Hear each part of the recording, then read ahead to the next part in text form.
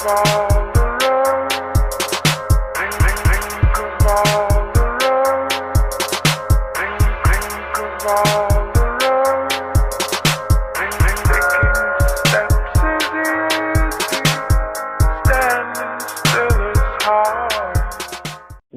to the Orange is the New Black podcast. I am your host, Ace Boogie, joined by my co-host, Zim and Ace. Zim, say what's up to the people. What's going on, beautiful world? Let's get it. It's Monday, right after the season finale. Bengals versus Browns. Bengals knock them off. Easy. How you feel, Ace? I feel amazing, and I just want to send my condolences out. Can we just please have a moment of silence? Just 5 seconds for the Chase Young lovers. All right. Now we got here. Who they think gonna beat them Bengals? What an amazing weekend, man.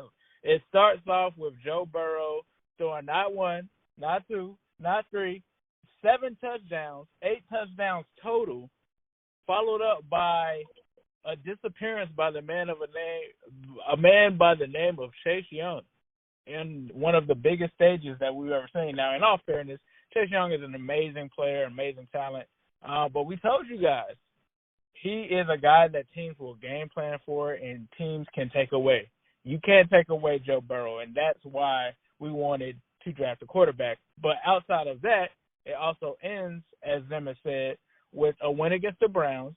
The Steelers lose and are eliminated from the playoffs, and it just was an amazing way to wrap up the season. And Freddie Kitchens got fired. That was another thing. We got him canned, guys.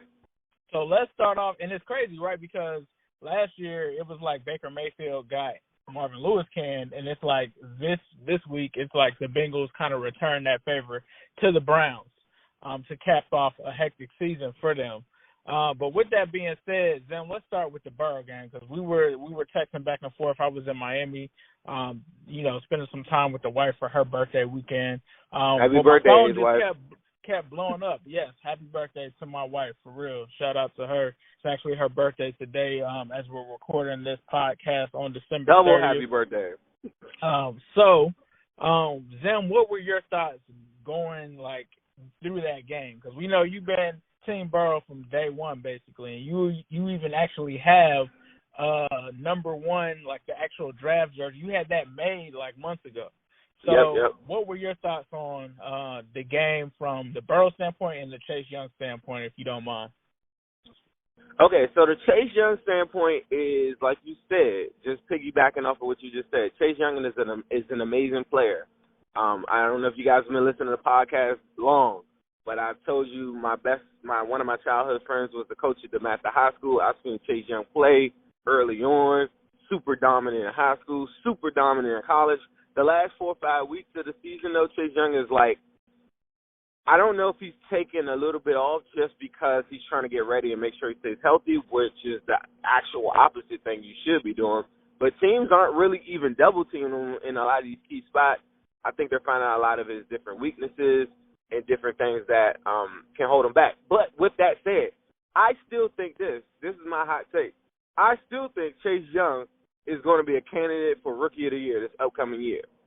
And it's never been a Chase Young versus Burrow thing for me. It's just about the fit, the team, the organization, and things like that. So Chase Young fans, don't take our moment of silence to heart and all that stuff like that. He's a great football player, and if he stays healthy, he'll be fine. But Joe Burrow in that game, in the biggest stages, somebody showed me some TCU games at Dalton in the biggest games, and he had some good moments as well, too, but not like this. I don't think I've ever seen a college football quarterback dominate like this. And a lot of people are saying, well, he only did it for 1 year. Carson Palmer only did it for 1 year. A lot of these guys only do it for 1 year. Yeah, that's very common. Not to cut you off, but in actuality, Joe Burrow has been a starter for 2 seasons, right?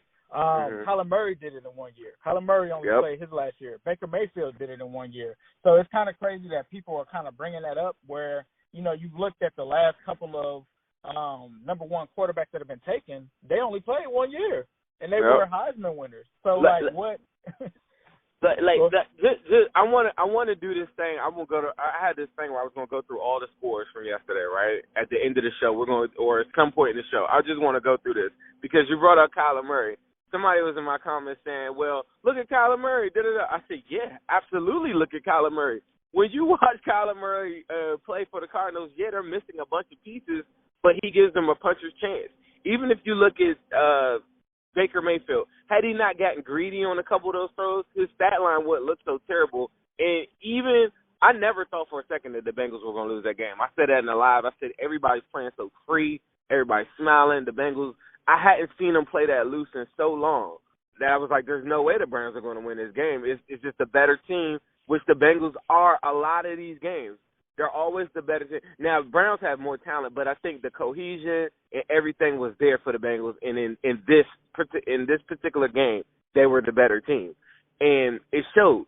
And what happens, though, you have a quarterback, though, even when it looked like the Browns were out of it, what did y'all think when he converted the fourth down to OBJ? What did you think when Mayfield scrambled and made that play, and then he doesn't go out, duck off to the sideline? He takes the contact from, what's that, Sean Williams? I don't know, but either way, he's hyped, right? Baker Mayfield will be fine, even in a losing effort. Go look at that, and then go look at the Steelers game, right? Like, when you don't have a quarterback and you have a top 10 defense, which the Steelers do have right now, they give up 28 points because they can't manufacture any first downs. Your offense is the most sickening, nastiest, dirtiest, trash offense I've ever seen in NFL football. Like, we thought our offense was bad. Duck Hodges and Mason Rudolph are beyond terrible from a quarterback standpoint, and it makes the biggest difference in the game. Joe Burrow in his game, in his semi-championship game or playoff championship game that you want to call it, the Peach Bowl, absolutely toyed with those guys. He looked like a man playing with boys. His wide receivers, Jefferson and Chase, they're ready for the league too. Everybody in the middle of the game is like, yeah, we don't get A.J. Green, bring one of those guys. I mean, like, it was so dominant, and we're not talking about some slouch team. Like, we're talking about the Oklahoma Sooners who only lost one game this year. They're not slouch. Jalen Hurts is not a slouch. Like, these guys are not slouches.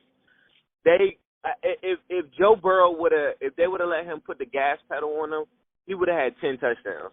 He threw for 90 yards in the second half on the strength of they were trying to, like, pull the reins back on him. But he's like a machine. He's like the Terminator. His face says it all. It has all the emotion of every Bengals fan that I can remember just locked inside of his body, just waiting to explode. And he won't even smile when he scores a touchdown.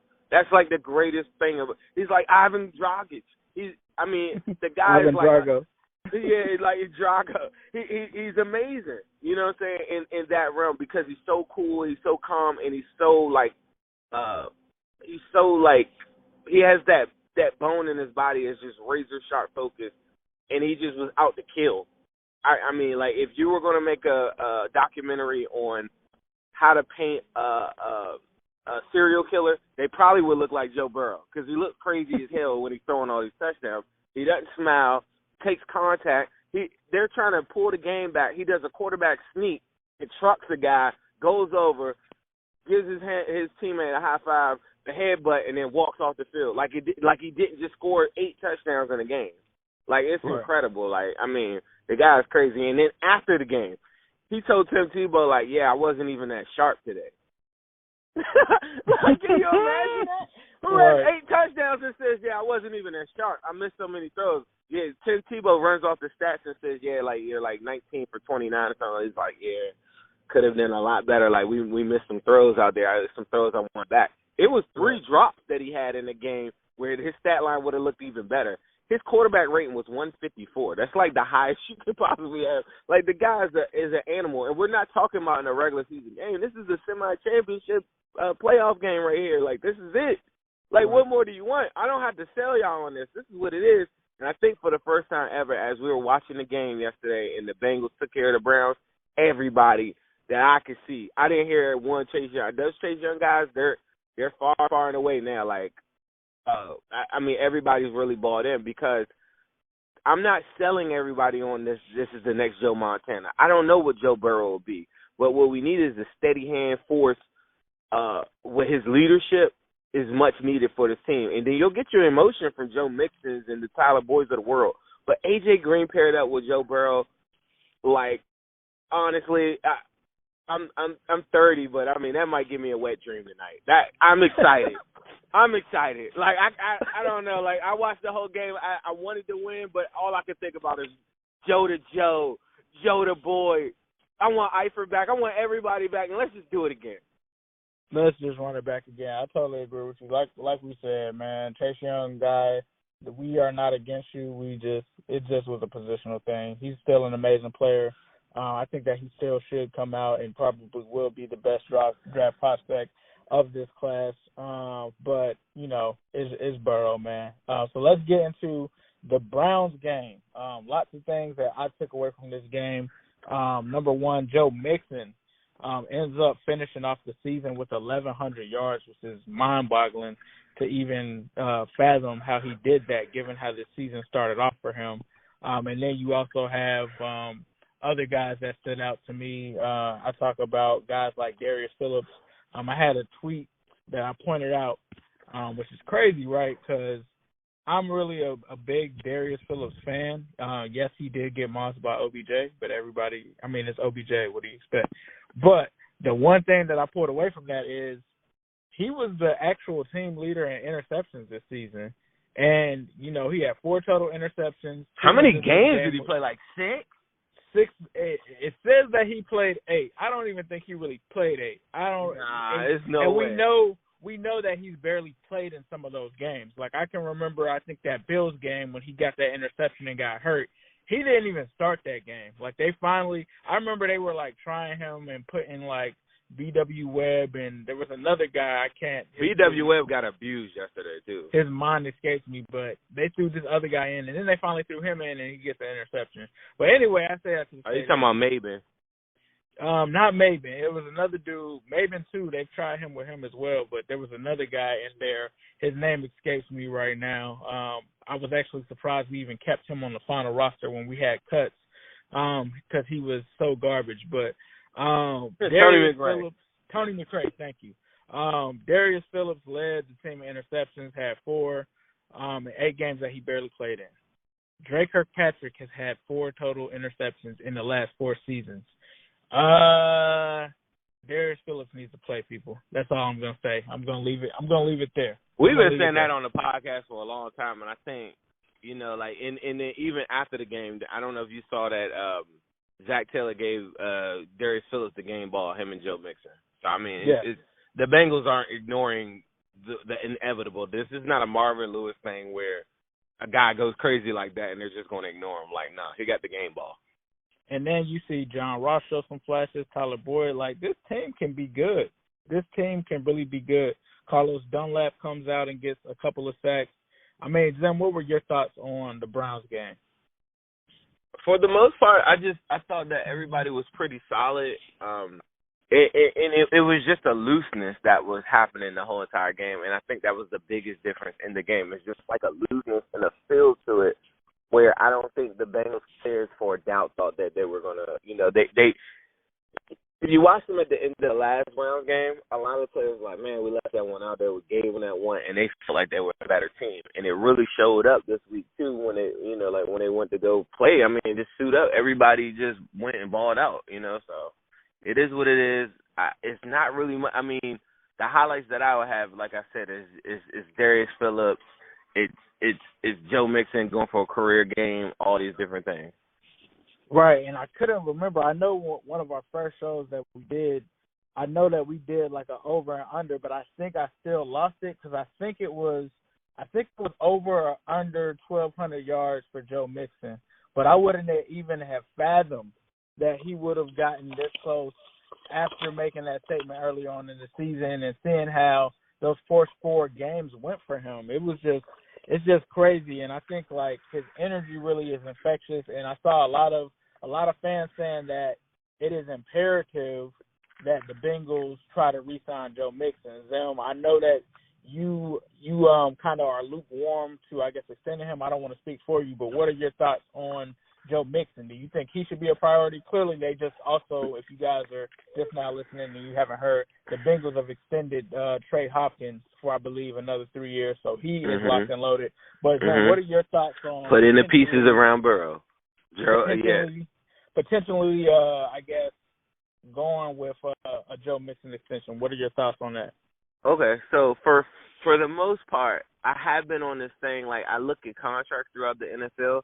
There really aren't any good contracts for running backs right now that make sense. Even the Melvin Gordon deal, the Le'Veon Bell deal, all these deals where these guys, like, wanted to hold out, which it looks like Joe Mixon probably be a candidate to, that maybe the year after. Maybe they start going into some type of negotiations or something in this offseason. But it's tricky. I think if the Bengals try to pick up, like, his fifth-year option, I think because he's a second-round pick, it might be a little bit higher than what you want to pay. I don't know the numbers on it. But after saying yesterday, and then if you look at this roster, they already paid Dunlap, they already paid Geno, they've already paid, like, a lot of key guys, right? The key, like, some of the in Tyler Boyd. So a lot of times on these teams where you have this running back position and you don't want to pay them, you got all these other positions. Like the Steelers ran into this because they got to pay the whole entire offensive line and pay Ben Roethlisberger 20 plus million, right? So that's where they ran into the Le'Veon Bell. If you look at the Bengals roster, it's not like that. The only contract that exceeds, like, the norm in my mind is probably the Kirkpatrick deal. William Jackson is probably just going to get his fifth-year option picked up, so you don't have to worry about him right away. But it's not too many contracts. So when you're looking at it, they're going to have a ton of cap space. You get Dalton off the books. You now get a rookie quarterback deal. On a normal circumstance, I wouldn't say sign this running back for that amount of money, which I know he's going to be getting, like, we're talking probably like $12 million or something like that, which is absurd. Mark Ingram is probably the only good contract I like from a running back position currently right now in the NFL. He gets like $5 million. Some of them 49ers deals that they have for the running backs are really good too, but they got a big committee too. But and then any of the other good ones are like David Montgomery or guys on their rookie or second year contract, you know. So it doesn't really make that much sense. I think I'm off the Ross contract. I wouldn't pick up his fifth-year option, and I think it's only because there's so many wide receivers in the draft that I think will be good enough. I think that in everybody's mind, they're saying, well, you don't want to see Ross go somewhere else and start killing it, right? But I can get over that if we got a legit wide receiver threat, the heir apparent to, like, maybe A.J. Green, that maybe you are looking in the second or third round. Because after this year coming up, I just don't see them coming back and giving Ross that. You don't have enough money to pay A.J. Green, Tyler Boyd, and another wide receiver. Like, that it doesn't work like that. And if you are going to do it, it's only because you got a quarterback on his rookie contract. But then if you do that, the linebacker that everybody's clamoring for free agency or the guard or anybody else like that, you're not going to get a shot with that with the Bengals. Like, other teams maybe might, go exceed that, but the Bengals aren't going to push themselves to that limit. So with that being said, you might have enough to sign Mixon. You're going to be picking up other little contracts here and there. Maybe you pick up Eifert on a one-year deal. Maybe you try to extend, like, some other guys like William Jackson now. Like, you do some stuff now to just kind of, like, get that cap number down and just get ready for the future because the core is there. Like, when I argue with Steelers fans and stuff like that, I mean, if you look at it, it kind of reminds me a little bit, I wouldn't say like us in this regard, but they're in no man's land because they don't have the cap space to pay the guys that they want. They don't have a first-round draft pick, and then they don't have a quarterback, right? And then they'll say, well, we do have a Hall of Fame quarterback, Ben Roethlisberger. There's no way Ben Roethlisberger can escape the pass rush that I saw yesterday and be counted on to go toe-for-toe with Joe Burrow. And I know Joe Burrow isn't in the NFL, but this is starting to become a young man's league. It kind of reminds me of the NBA a little bit. Like, it's starting to get really, really young. And these young guys that are coming in here playing early all over the league are killing it. And these older quarterbacks like that are starting to slowly get dwindled out of the NFL. And what they have is a really good defense. So they'll go 8-8. They'll go, they'll go 7-9 and stuff like that. But what does that do? What does that do for us? It just gets you middle of the pack type talent. and you'll never have a first round. They'll never be 2-14, right? So they won't get a first round. They won't get that guy, and they have to give up their whole entire draft to get that guy. Like, when will they ever get out of that? You know what I mean? And Ben Roethlisberger might play another 2-3 years. I want him to play. He's slow. He throws a lot of 50-50 balls up. I remember him. Like, he's going to throw a lot of yards. Big Ben throws a lot of. He throws a lot of picks. I mean, Jameis Winston leads the whole National Football League in yards, right? But he threw 30 touchdowns, 30 picks. Ben Roethlisberger is close to that every single year. I'll take that. If you giving me Darius Phillips, man, I'm so excited for the future, bro. Like, we got out of no man's land just by losing. We were in there for the last 3-4 years just because when you got this roster, you don't want to turn over. It's like we just rebuilt, and nobody wants to talk about rebuilding or whatever. We just did it, and it happened really fast. And now that the quarterback's there or whatever, I'm not saying that we're going to go to playoffs and kill everybody like that, but we have a core, and now we're starting up with the most important position, a 4-year window that you could go sign whoever the hell you want because you don't have to pay somebody $20-something million a year. That is that is the biggest asset for any NFL team right now. It's Black Monday, and the Giants have fired Pat Shurmur. Freddie Kitchens was fired yesterday. I wanted to ask you, Zim, if you think that Zach Taylor will make it through Black Monday. I personally think that he will, just given that he beat the Browns, and that kind of goes far in Mike Brown's war room in terms of what decisions he makes. And then also I just wanted to wrap up with Andy Dalton because this could be his last game. Zim, what are your thoughts on Zach Taylor, and will he have a job? Will the Bengals keep him going forward? Hell yeah, they're going to keep Zach. That's my boy. Zach, that's my boy. I don't know if y'all want a complete analytical response on that, but Zach Taylor, I believe in him, and I don't know. I have gut feelings sometimes in life, but I feel like every time he walks in the room, he's the smartest guy in the room. I read this great article that the Roonies had on Mike Tomlin where they were just saying, no matter what, they just put these resources around the guys that they believe in the most. And for me, I believe in Zach Taylor, and I think that all they have to do is just put the resources around him.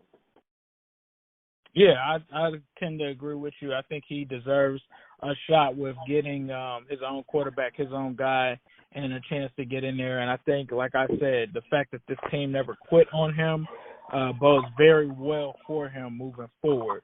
The other thing is I want to give a shout-out to Andy Dalton. I know that we've been critical of him. It doesn't come from a space where we don't like Andy Dalton as the person.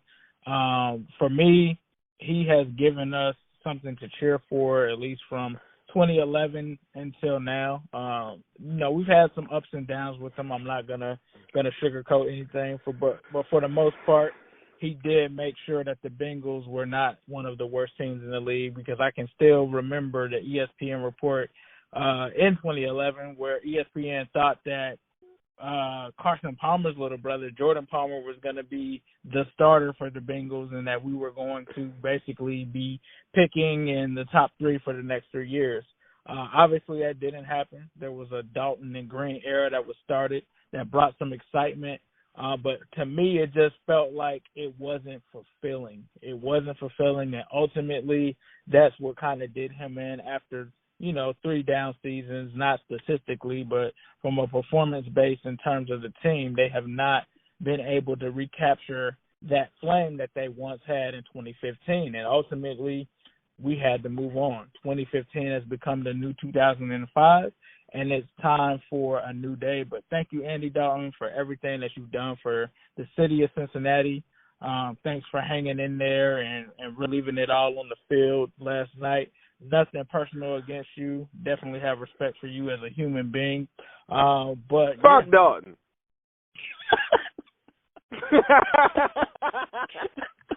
Hey,